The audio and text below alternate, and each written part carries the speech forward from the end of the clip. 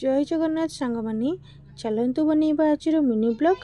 आम दशहरा छुट्टी घर को आसीलु 18 दिन रहीगलु। एबे चलिलु कर्मक्षेत्र को भुवनेश्वर। घरे खाइके आसी किंतु बाटर मत बहुत भोक लगे।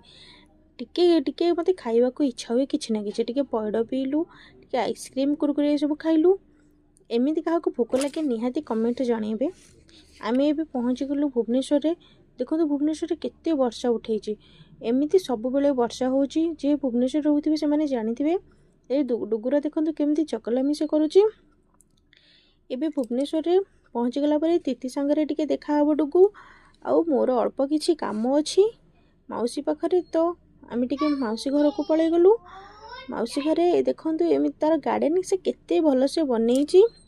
मुठू शाग भृषंग पत्र मोर जिते दरकार हुए मु नहीं जाए। एबे काम सारी पहुँची गलु आम आम घरे। घरे पहुँचिकी बहुत टायर्ड थी, तो मु आउ रुटी बनैबा को इच्छा हेलानी। तो माछ टिके भाजी देइथिली।